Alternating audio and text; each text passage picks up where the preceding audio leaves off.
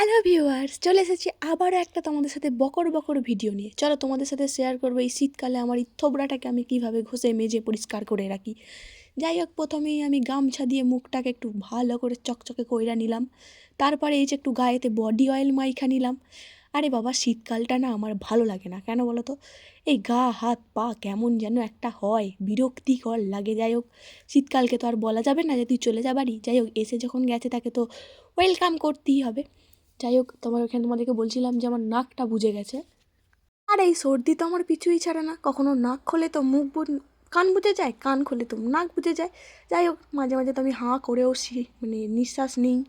যাই হোক, সেটা বড় কথা নয়। তারপর তোমাদেরকে এই যে দেখালাম, মুখটা একটু ক্লিন করে নিয়ে তারপরে আমি মুখে মেখে নিলাম ময়েশ্চারাইজার। যাই হোক, দেখো, ময়েশ্চারাইজার কিন্তু খুব অল্প করে ইউজ করতে হবে। যে কোনো স্কিন কেয়ার প্রোডাক্ট কিন্তু খুব কিপটেপোনা করে মুখে মাখতে হবে, কারণ আরে টাকাটা তো দরকার কেনার জন্য। যাই হোক, সেটা বড় কথা নয়।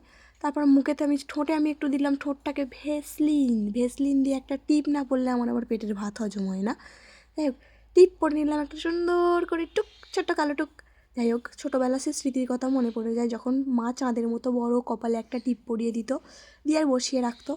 যাই হোক, সেটা বড় কথা নয়। তারপরে যে আমার ম্যাগির মতো হেয়ারটাকে আমি আঁচড়ে নিলাম। তো ভিডিওটা কেমন লাগলো জানিও কিন্তু অবশ্যই কমেন্ট করে।